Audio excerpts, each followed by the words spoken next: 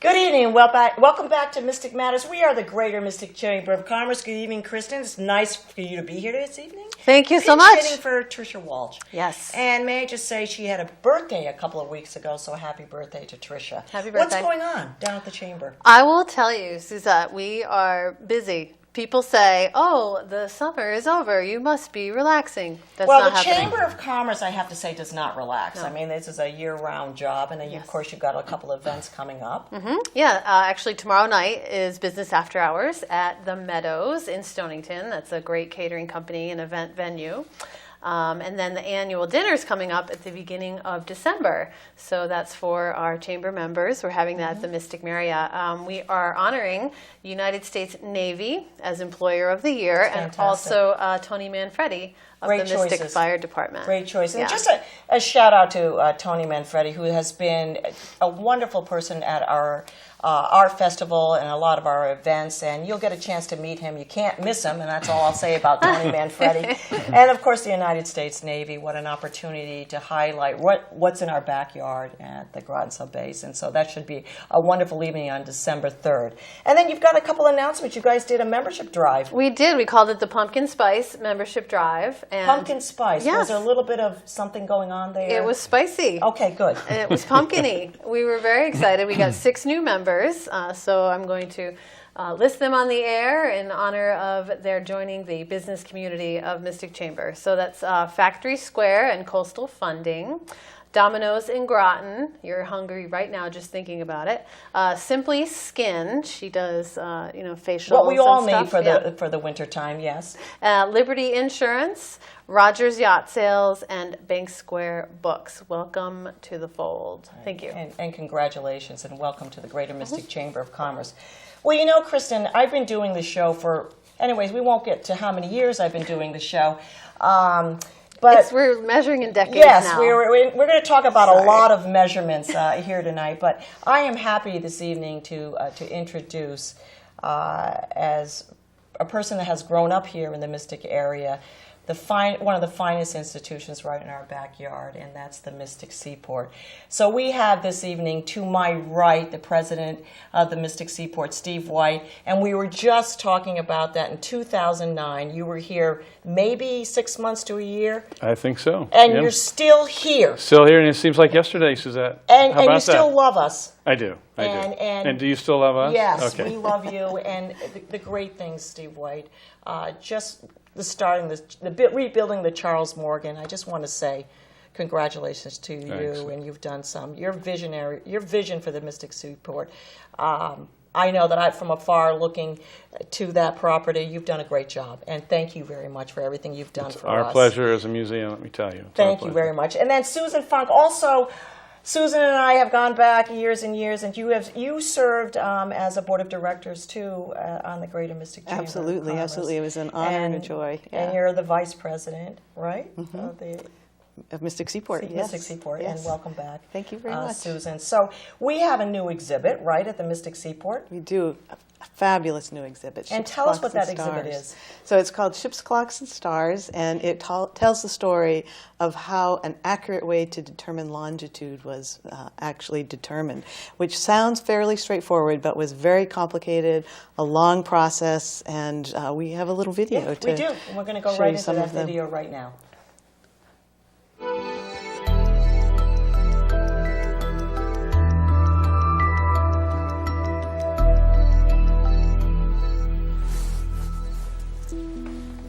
Ships, Clocks, and Stars is the name of this particular exhibition, subtitled The Quest for Longitude. The problem with only understanding latitude is that you only really knew where you were north-south. You really had no idea how far west you were, for example. I can't imagine what it was like to sail then. It was filled with fear, I suspect, anticipation, expectation. Where were we going to land? What were we going to see? You can also see why their superstitions arose, why there was a lot of sense about luck, what was lucky or what was unlucky, because not knowing where you are relying on a lot of good fortune. So longitude was really a vital thing to figure out.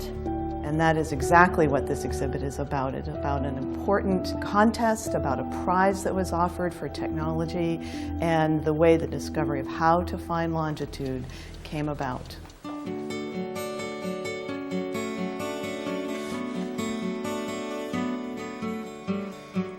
We are thrilled that we are able to bring these incredible artifacts that are extremely important to maritime history to Mystic Seaport. I think Mystic Seaport is a perfect fit for Ships, Clocks and Stars. This is about the sea, this is about seafaring, about getting about on ships. That's what the exhibition is about. It's about one of the big problems of getting around on ships at sea and how that problem is solved. We have beautiful replicas of John Harrison's sea clocks. We have the case dial and hands of his fourth timekeeper, H4, the Sea Watch. The second of Kendall's timekeepers, which was a slightly simplified version. The thing it's most famous for is its part in the Mutiny of the Bounty. So it's the watch that was issued to William Bligh as commander of the Bounty expedition. There are some objects that we know are fairly delicate, so only displayed rarely. And one is a beautiful compass, and it's just an exquisite hand-coloured compass. There are some wonderful portraits in the exhibition.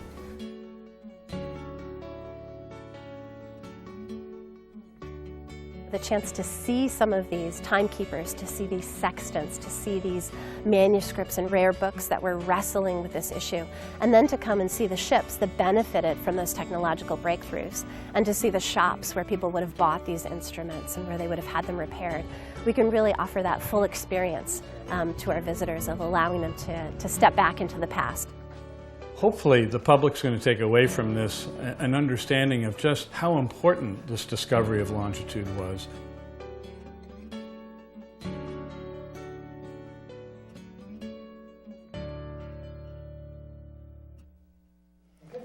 That is an absolutely beautiful It's amazing. exhibit. Yeah, it's really intense. So you, what I get from it is that they were crashing into things before this, before they figured it out. Is that Well, sometimes crashing into land, most certainly. Not knowing where you are at sea, losing track of your location is an incredibly dangerous thing because of the rocks, the islands, and if you've been blown off course during a storm, it can really set you totally adrift, literally and figuratively. And so having the technology to determine exactly where you were was incredibly important. So they couldn't do it from the stars at that point. Well, they needed to know local time against a standard time against Greenwich Mean Time. Although, and so that was one of the key things, was to be able to keep accurate time on board ship. And that's what those machines do. Right. That's an amazing collection. And so where did some of these pieces come from, and how long did it take to actually get the collection together? Well, we are really fortunate because we're borrowing this from the Royal Museums Greenwich, and it is an exhibit that is only traveling to 3 locations. It has been in Washington, D.C. We have it here in Mystic, and then it goes on to Australia. Wow. So it's an exhibit not to be missed. Right. It's really, and it's how going to be long there will it be going on? Till March 28th. Okay. And we really encourage people to come early and get a chance to see it now, because it's the kind of exhibit you want to go back and look at again. It's an exhibit to savor, and it has such incredible artifacts in there. The beautiful working clocks that you saw in the video, the chronometer that Captain Bligh held in his very hand.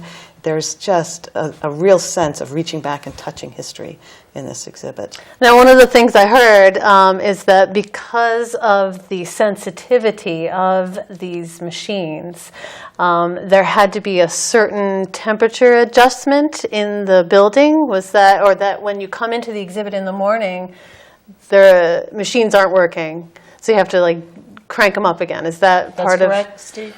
Well, we had to do some modifications to the building, absolutely, to make sure that the climate control was spot on. These are priceless objects coming from England. Some of them have never been outside the United Kingdom before, so we had to make sure that everything was absolutely perfect for them. Well, this just lends credibility to the Mystic Seaport that this is going to be here till March 28th, and there were only 3 locations. Yes, yeah, three worldwide. So how did that come about, Susan? Well, we have a great affiliation through the International Congress of Maritime Museums, which Steve can speak more to, and that kind of professional organization really is a great chance to establish the partnerships to bring an incredible exhibit like that. But I think that's very important, Steve. So if you could just elaborate on that just a bit. It speaks to the respect that Mystic Seaport has globally with respect to the museum, the stories we tell, and particularly our staff. So they entrust us with these jewels of the crown in many respects.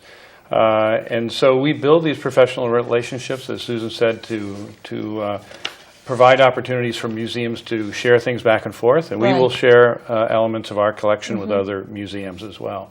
But one key thing to also keep in mind here is that this exhibition also has a sponsor, and has a Connecticut sponsor that's been sponsoring the exhibition in all 4 places, and that's United Technologies. Yeah, thank God for United Technologies. They've been great friends. And so this exhibition is about innovation, and UTC is obviously a corporation about innovation themselves. So it really works well together. Now, going to the actual Seaport and participating in this exhibit, it's not just visiting the machines. It's not just going into that building. You can go to the where the sextants are, where the measurements, where the Seaport measurement building is. Nautical instruments Thank you, shop. nautical instruments Right. shop. And they give you like a map, and they give you. We have done our homework, but and the planetarium. The planetarium has a special show that's been determined to, that's been designed to be a companion to this exhibition about what Captain Cook's experience was like in the South Pacific and off Tahiti, and so it's great because you can see the exhibit, you can go to the planetarium and learn more about celestial navigation and explore the grounds. It's really a great connection. Yeah, it's a really saturating experience, so you end up understanding it in one way or another. Yeah, you'd either have to go to Tahiti to see that sky or England to see these clocks. So, but you don't have to. You just come right to Mystic Seaport. Well, it's really funny, but that's not just the end. We have more, okay? And there's more exciting things going on at the Mystic Seaport. So we have a new exhibit hall being built as well. We do. New construction going on, We Steve. do. It's a really big deal. This is we're building a new building. It's a 14,000 square foot building. You can't miss it. You can't, and you'll see in a minute that you'll soon be able to see it even more than you can now. But it's called the Thompson Exhibition Building. It's been something that's been on the planning table for quite some time, and with the conclusion of the Charles W. Morgan restoration and 38th voyage, we now have the opportunity to move forward with this really important project for us. So I think we should show the video. I think we it'll should. give you a good introduction. Yeah, absolutely. I love saying that. Yeah. Let's go to the clip. Let's go to the clip. And here we are.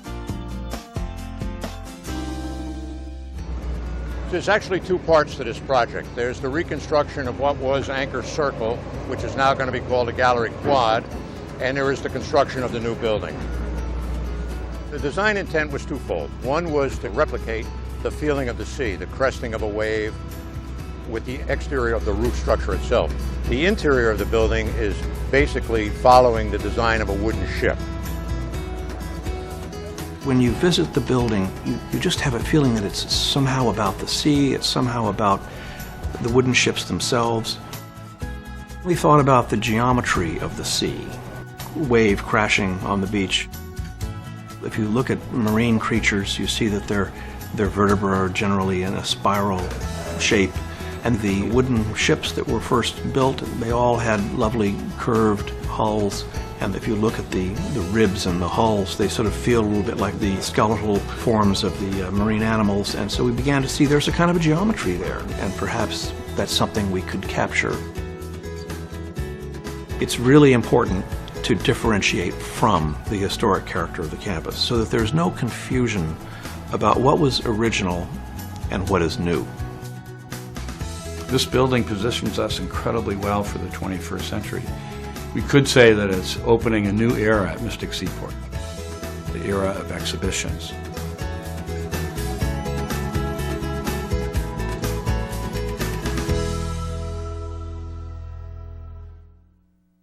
There is so much going on at the Mystic Seaport. I don't think anybody sleeps over there. Okay, I mean, what else is going on, Steve? You've got a Well, lot. it's really been busy, and we broke ground on this building in January. Remember January? Yes, I do. Yes, I don't want to remember January, but I do. It was about 10 degrees below zero Yes. that day, blowing out of the northwest, incredibly cold. So since January, we've come a long way. As you saw there, we did a lot of clearing to make room for the building. So we had to demolish 3 buildings to make space for this new building. And this allows us to create a brand new entry into the museum at the north end. And with this building, we create what's called McGraw Gallery Quadrangle. And if you think about this grand building as an anchor, it anchors 6 other exhibition halls in the area, so that we have a quadrangle of exhibitions.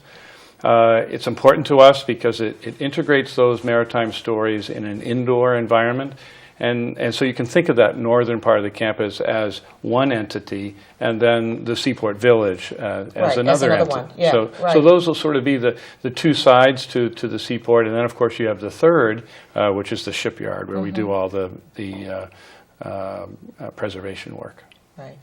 So I volunteer at the Mystic Seaport. I have to Kristen say. could not wait to I have to tell you, because I went to the opening of the right. quadrangle. So like when they finished the lawn, and they had a little opening, and the opening of the Voyages, the whaling exhibit, and also the Packard cabin, which has been relocated. right. People told me, because they said, we don't want the Packard cabin exhibit Yeah, to that's go it, away. right. We Yeah, have to have right. it. So I went and visited that, and I fell in love with the Packard cabin. So I said, can I spend some time here? And Alyssa, the exhibit coordinator, she said, I can arrange that. Like, when are you available to volunteer? I was like, oh. We take all volunteers. Yes. So I can see the construction from outside my window. I'm on the 2nd floor when I volunteer. And it's quite amazing, the speed at which they're progressing. It is, and it's been, ever since January, we've just been working the site and doing all relocation, all the services, electricity, plumbing, that sort of thing. Foundation, and just a few days ago, the very first of those very large timbers went up. And today, a very significant piece went on. I think we've got it right top. there. So you can see that picture. Yeah. There's now an arch on top of one of those 2 pedestals. It looks like you're building a ship. So that's Well, the isn't that theory. kind of the look that, We want the design of the building to evoke the spirit of the sea. And we want it to be more metaphorical than literal. So we don't want it to look specifically like something, but we Right. want you to think as you look at it, Right. as you walk through it, that We'll use our this imagination. is us. Yeah. You're right. This is what I would expect at Mystic Seaport, but with a contemporary spin. as a member of the Seaport, and I think everybody, well, I would hope everybody in our Mystic community is a member of the Seaport. This is huge for our community. And going forward, what is the message here, Susan, for all of us that live here and I mean, outside the historical part? You're obviously entrenched in the community, but what's the message here? Well, I that think you're- a really important message is that Mystic Seaport is here for the community.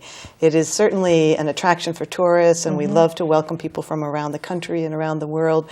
But our most important, in so many ways, audience is the community in which we live and the people that we work with. And we want to make sure that people come and enjoy the facilities that we have, the programs that we're putting on, and particularly the new space in the exhibit and in the new exhibit hall. So it is, Mystic is very important to us, and we want to reciprocate being.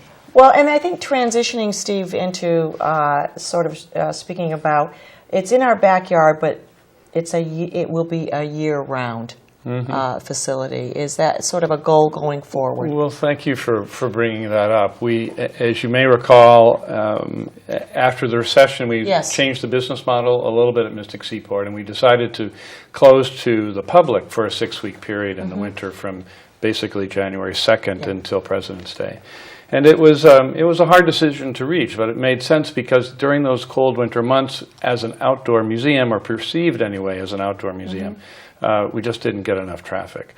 Now, with this new building and integrating all of the exhibition buildings in one central quadrangle, we will reopen to the public this January, and be those 6 weeks that we had been closed to the public, we will now be open Thursday through Sunday. And that's amazing because for myself and a lot of the family members, our best time to go to the Mystic Seaport is during the downtime. Yeah. And because we feel like we have it all to ourselves. So come visit me at the Packard Yes. on Sunday afternoons. I give the best tour because I totally love. On Sunday afternoons? Yes, Sunday afternoons. What time? 1 to Kristen? 5. Oh no, in the winter it's 12 to 4. And so starting next week. And Susan's creating with Elisa another opportunity this winter that is going to be brand new starting this winter so that families have something to do. So I think it's important Susan talk about that. So the new family activity area in the P.R. Mallory building is going to be a great place for kids of school-age kids to come with their family and do art, engage in puppet shows, music. There's going to be all sorts of things for them to do on a cold and snowy day or on a, it doesn't have to be snowy, but any day during the winter, a great place to come and explore the exhibits, go see ships, clocks, and stars, and then do your own art that incorporates that in. And then go down to the tavern and get a hot chocolate or a cup of soup, go see the Morgan, planetarium show. There are going to be plenty of things to do and changes every week. We'll have a new craft every week, so lots of things for the kids and families to do. Well, you know, the campus is the most, you have the most beautiful campus. It's right there on the Mystic River. And I always felt, it's not hard to walk around even outside. I mean, let's get these families and kids outside. Even in bad weather, it's not that hard to dress up. But now you've sort of made it an opportunity to do both. And it's a little more manageable. So you know there's the territory is not quite as expansive. So you come in this winter, because the new building won't be finished, you come in through you've seen the new middle gate, isn't it cute? Yeah.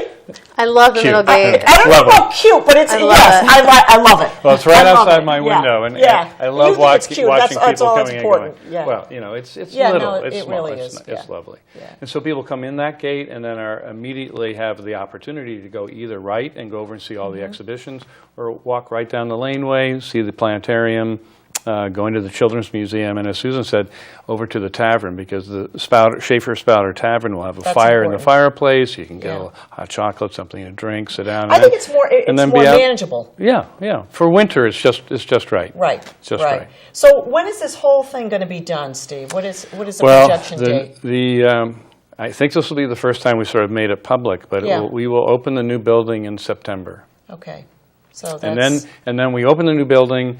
The entire quadrangle is complete, and then the first exhibition won't go up until right after Thanksgiving. That's because fantastic. once the building's open, it takes us a while to get everything set up. I love the rendering of this, and I know Dan McFadden sent us a... Dan's been great. Or I've seen in publications, there is the shoreline from the other side of the river. So when you're looking across at the Mystic Seaport, all the familiar buildings are there, and then the lighthouse. And then the rendering of the new building is stuck in there, and you can see how it will fit into the landscape. So it's very daring. And with these traditional elements built into the new building, I think that aesthetically it's really going to work. And I think that it'll kind of bring the Mystic architectural ideas maybe a little bit forward, like we need in this town. Well, I've done all these shows with Kristen. And I'll tell you, she was more excited about telling me, I volunteer at the Mystic Seaport. I said, good, Kristen, that's great. And so you've got one of our staff members just so engaged. I'm a huge fan. I'm totally a fan. We went, my husband and I were there in the evening for an evening event, and we got to walk around, and it's very quiet at the Seaport, and nobody bothers you. Nobody says, excuse me, ma'am, what are you doing? And to see the reflection of the ships on the water and just the old village, and imagining the way that it might have been because there's no lights over there, it was really just stunning. Steve, we just got I'm sorry. Lantern Light Tours. Oh, we mentioned, we mentioned that. So talk quite about a bit. ambiance and great story. And we just had Nautical Nightmares. We just brought that back. It's sold out. Huge success. Fantastic. Steve White, we've got just a few minutes. Give us a recap and sort of an ending for our show. An ending for your show. Well, the first thing that comes to mind for me is the image of the Charles W. Morgan sailing. To me, it was the fullest expression of everything that Mystic Seaport can do. It's the fullest expression of the pedagogy that we've adopted called public history. And it really summarized the entire strength of the museum, both from an intellectual point of view, but also from the capabilities of our staff. So every time now I think of Mystic Seaport, I just see and feel the Morgan going through the water. And I think that sort of activity and that participatory event is what will set us on that course forward, if you will, for the Seaport. Thank you, Steve. And Susan, What anything to add? Well, anything to add just to that? there's something for everybody at the museum and all seasons. And we really want everybody to enjoy it, to learn something new, meet new people, become a volunteer. So many different ways that Mystic Seaport is there for you. Well, thank you very much. Thank you, Susan. Thank you, Stephen, for being on the show. Thank you for And having you us. have to come back. Okay. well, Sometime. We have to get it on the schedule and just come back. Well, 7 years is a long That's a time to long wait. time. You know, I've been Yeah. patiently waiting for Yes. this invitation. And, Right. And you're very kind to have it. But thank you, Steve and Susan, for all you You're do. welcome. Dan McFadden has been a great friend to the Chamber, and we adore him, and he's been great on the board of directors, too. Kristen, nice to see you. Nice to see you. We're going to end the show with just a couple of the pictures from the Mystic Seaport and the new exhibits that are going up. We are the Greater Mystic Chamber of Commerce. Good evening.